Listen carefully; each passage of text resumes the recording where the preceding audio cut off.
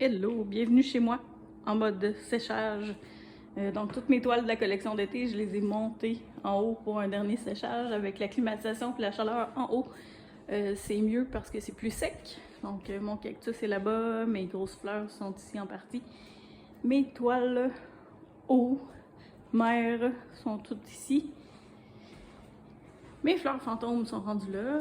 Celle du bas est vendue, les autres sont disponibles si jamais ça vous intéresse. Et ma grosse fleur bleue ici est aussi au séchage. J'en ai d'autres dans ma chambre, j'en ai un petit peu partout dans la maison pour que ça finisse de sécher. J'ai une expo la semaine prochaine à Saint-Antoine-de-Tilly, le 1er juillet. Ceux qui sont intéressés, là, pendant les rendez-vous sur le parvis, je vais être au Salon des artisans, donc il y aura possibilité de les voir en vrai sur place. Je vais en avoir plein de petits formats, quelques gros formats, parce que je pourrais pas tout amener, évidemment. Ça prend de la place. Mais je vais amener le gros de ma collection d'été, le plus possible. Ça sera avec moi, là-bas, sur place, pour vous les faire voir, pour vous les montrer en vrai de vrai, avec tous les détails. Donc, j'ai hâte de vous montrer ça. Là, je m'en vais peindre en bas. J'ai tout vidé, mes tables en bas, puis ma salle de séchage. Tout est rendu ici pour le dernier séchage.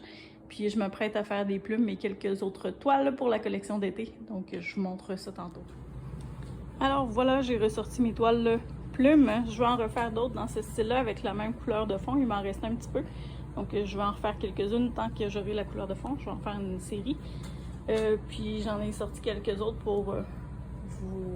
Celles-là, ils vont rester telles quelles. Celles sur le fond turquoise. Je vais peut-être faire des petites retouches dehors où je vois qu'il y a des petits manques de peinture. Puis celle-là, je pense que je vais la refaire au complet. Donc je vais m'amuser dans les plumes ce matin.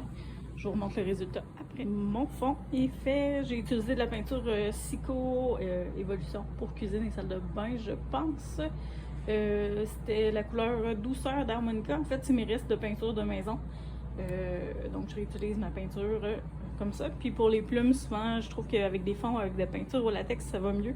Ça couvre super bien la toile. Puis après ça, même ma peinture acrylique va flotter par-dessus. Donc, ça fait un plus beau résultat. J'ai déjà fait une vidéo sur comment je fais les plumes. Donc, je ne refais pas une vidéo complète là-dessus. Mais c'était pour vous dire quelle peinture j'utilise pour celle-là. Puis, c'est de la peinture acrylique pour la suite des choses, différentes sortes de peintures.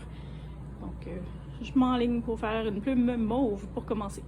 Voici ma première plume. Je l'aime pas, je vais la refaire. Je trouve qu'elle est trop élargie. En la faisant, j'ai mis trop de peinture, puis ma peinture elle allait pas si bien que ça, fait que je vais la recommencer celle-là. Et là, je m'apprête à faire le même principe avec une verte cette fois-là. J'ai mis du vert, du or, des petites nuances de blanc. Puis je vais souffler ça et vous montrer le résultat après. Et je refais ma mauve, elle va être turquoise finalement. Je pense que ma peinture mauve, elle s'étend pas à mon goût. Je vous montre ma production de ce matin, inspirée de ces deux plumes-là. J'ai décidé d'en faire d'autres. J'en ai fait une mauve qui a mal viré. Donc j'ai décidé de faire complètement autre chose avec. Donc voici la mauve ratée. Ensuite de ça, j'ai fait la verte et or que j'aime bien. La jaune orange et or. Ensuite j'ai fait la noire et or avec du gris, du argenté. Je l'aime beaucoup aussi, elle a un effet couetté un peu plus celle-là. Elle est un petit peu plus fantôme, plus tranquille. Et avec la peinture récupérée, j'ai fait un nouveau fond et j'ai décidé de faire une plume arc-en-ciel vraiment éclatée qui déborde sur les côtés. Là. Ça, c'était voulu. Je voulais, tant qu'à aller dans des couleurs éclatantes, je voulais que la plume déborde. Donc voilà pour ce matin.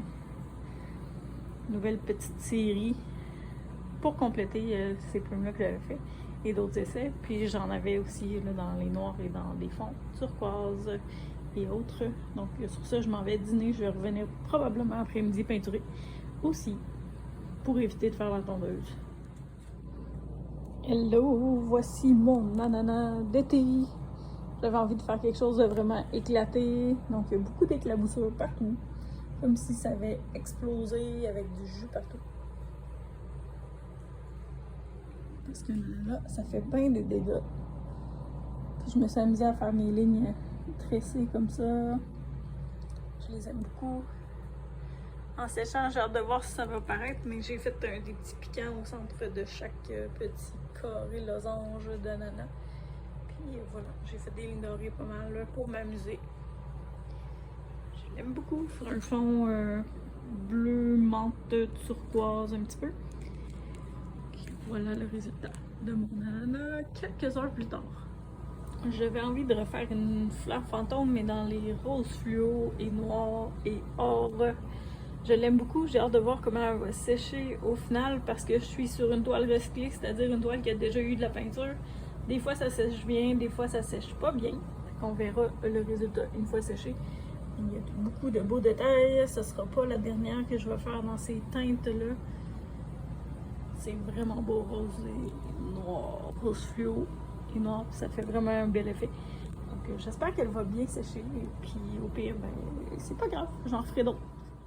Si tu aimerais avoir une toile et la concevoir toi-même, je vais donner des ateliers cet été. Les dates vont paraître bientôt si jamais ça t'intéresse de venir faire des joyeux dégâts dans mon sous-sol. Ça me fera plaisir de te partager mes stations de travail et de te montrer et de t'aider avec les techniques. Donc, surveille ça si ça t'intéresse. À bientôt!